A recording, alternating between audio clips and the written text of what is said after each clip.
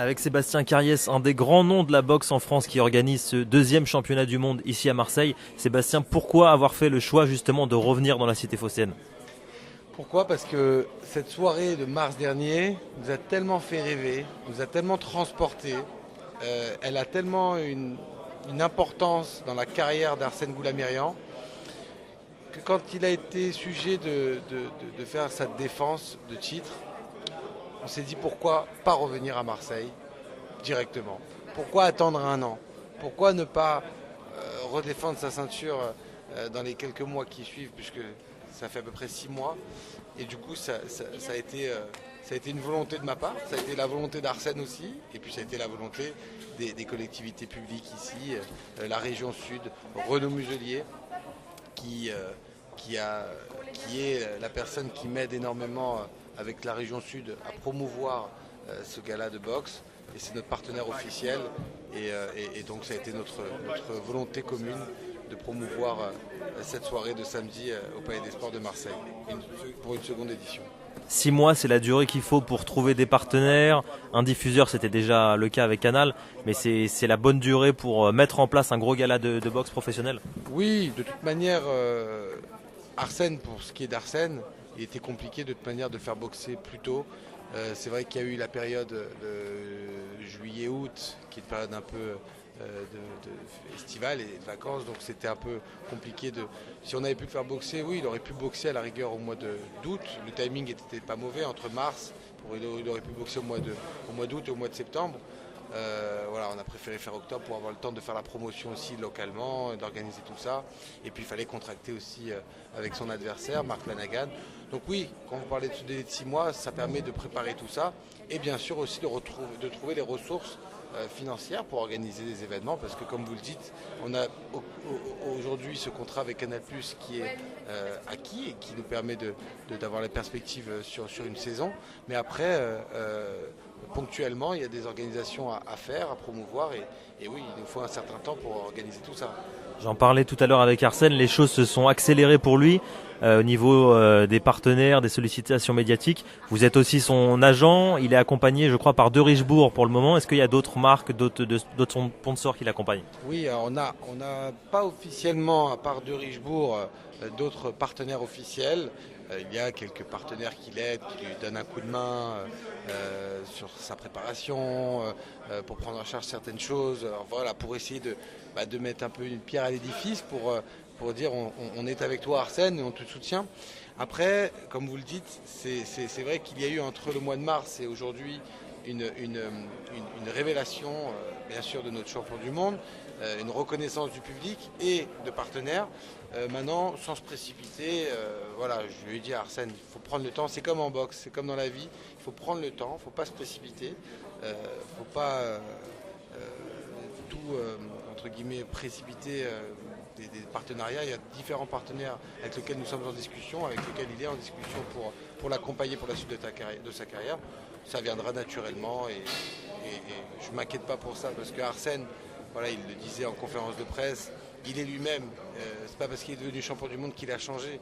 Il n'a pas, comme on pourrait dire, pris un peu la grosse tête ou il n'a pas pris des prétentions, quelles qu'elles soient.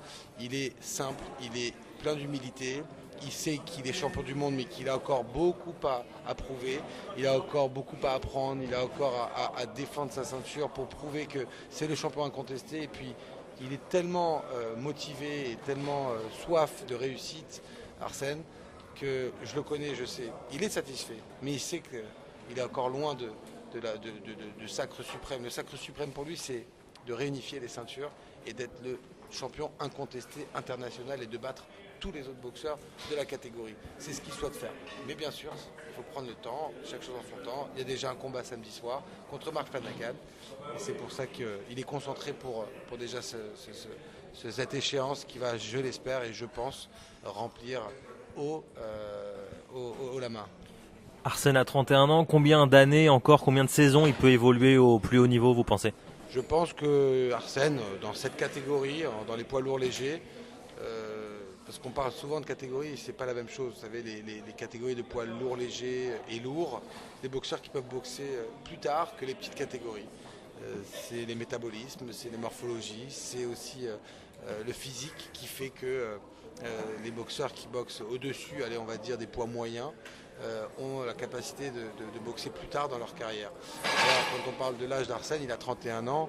On a dû vu énormément de boxeurs boxer jusqu'à 36 ans, 37 ans, 38 ans. Donc c'est dire, il est déjà champion du monde à 31 ans. Il a pour moi encore 4, 5, 6 belles années devant lui. Bien sûr, je parle au conditionnel, que tout se passe comme il le faut, qu'il n'ait pas de combat trop dur, qu'il n'y ait pas trop de séquelles, parce que voilà aussi, je me permets de dire ça parce qu'à 31 ans, il est tout neuf. Quand je dis il est tout neuf, c'est qu'il n'a pas eu de combat qui lui ont laissé des séquelles. Il n'a pas eu de KO, il n'a pas eu de défaite. Donc tout ça joue aussi dans la carrière d'un boxeur. C'est ce qui permet de se dire qu'il va pouvoir continuer de pratiquer sa discipline et son art pendant les prochaines années. Combien de personnes sont mobilisées dans l'organisation de ce gala? Il y a les relations presse, il y a la logistique sur place. À combien de personnes vous estimez le staff? Le staff, si on doit tout rassembler entre les équipes télé, les équipes presse, les équipes logistiques, d'organisation, je pense qu'on doit être pas loin de 60 à 80 personnes qui travaillent. Alors, ce n'est pas des gens qui travaillent pour moi, je parle de toute personne. Hein. Je mélange aussi les équipes de la télévision, Canal+, qui est notre partenaire officiel, les équipes locales à Marseille, les équipes du Palais des Sports qui nous aident, de la région, et mes équipes bien sûr de Univent Promotion. Donc on est un grand nombre de personnes à travailler, à œuvrer. Et je félicite toutes mes équipes, en tout cas, et tous les gens, et tous les prestataires, et tous nos partenaires avec lesquels on travaille, parce que c'est vraiment remarquable et ça permet de mettre sur pied des grandes soirées comme samedi prochain. Et j'en suis fier et je suis très content et très heureux. Donc merci à tous ces partenaires qui nous soutiennent et qui nous accompagnent. La boxe est plus médiatisée qu'avant en France. On voit qu'il y a Canal, la chaîne L'équipe, il y a RMC. C'est une bonne chose. C'est une très bonne chose, et tant mieux, je m'en réjouis. Ça fait à peu près maintenant une dizaine d'années que la boxe est en train de revenir. Elle a recommencé, on va dire, on va peut-être pas dire 10 ans, on va dire 6 ans. Ça fait 5 à 6 ans qu'elle commence à revenir. Elle revient parce qu'on a des nouveaux boxeurs, une nouvelle génération de boxeurs qui émergent. On a aussi différentes télévisions qui aujourd'hui ont contracté des contrats de promotion avec des promoteurs. Je prends l'exemple de SFR, enfin RMC Sport avec Brahim Asloum, beIN Sport qui diffuse de la boxe, mais eux la boxe internationale, mais ça fait quand même de la boxe à diffuser en France.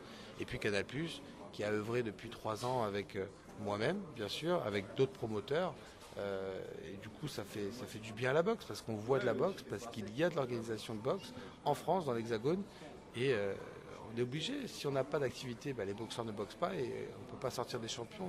Ils ne sortent pas d'un chapeau les champions, hein. Il faut bien leur donner la possibilité de s'exprimer, de progresser et donner à la jeunesse de demain des rêves de devenir champion dans une discipline qui est la boxe. Le Palais des Sports sera plein samedi, combien de personnes vous attendez?